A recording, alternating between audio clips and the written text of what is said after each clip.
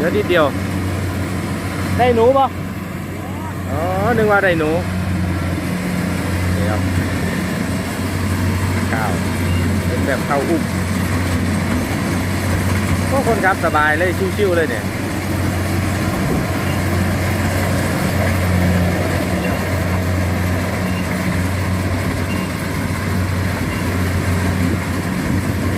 วันนั้น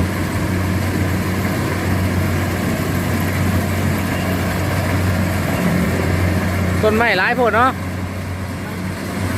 ต้นไม้หลายครับผมเดี๋ยวอีกนิดเดียวเองเนี่ยให้ดูแล้วผมว่าจะบินโดนแหละเดี๋ยวให้ดูแบบใกล้ๆก่อนข้าวครับข้าวแบบเป็นโลกเลยเกี่ยวกับขึ้นขึ้นตาหน่อยโอ้ดูบัตร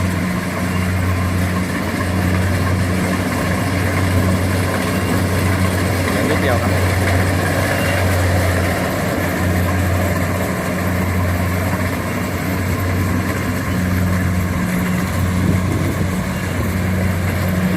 การมาเลยครับที่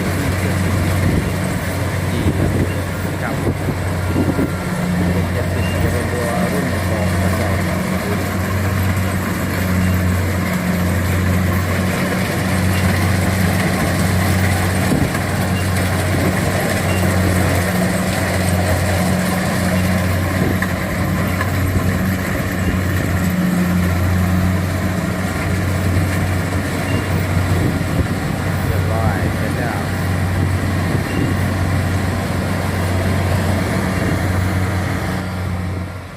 แล้วนี่เข่าร้ายเนาะครับโอ้นี่รถท้ายเข่าคูปต้าน้อย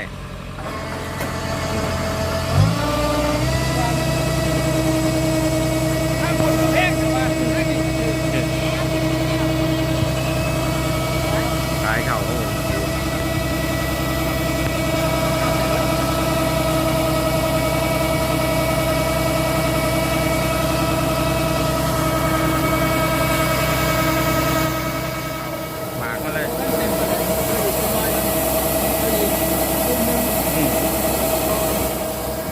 เต็มแล้ว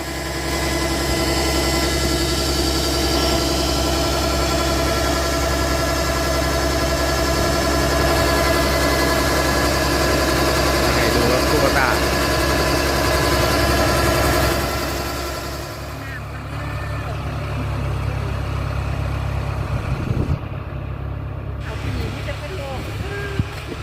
วางมองกับงามอยู่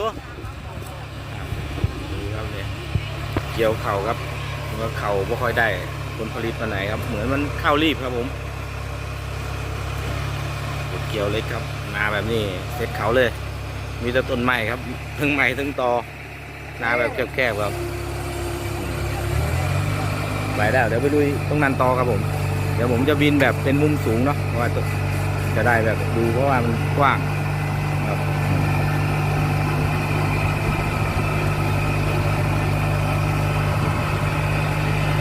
ไปแล้วเติมพลังงานครับ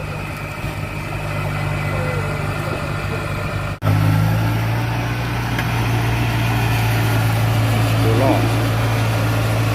ดินตะขาบยาง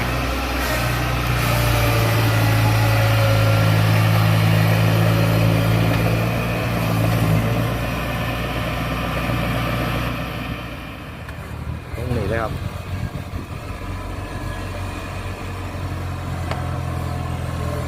แล้ว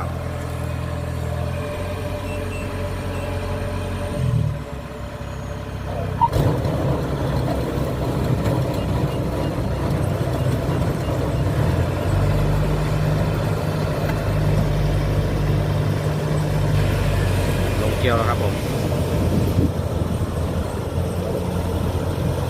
ครับโอเคครับลาไปก่อนครับ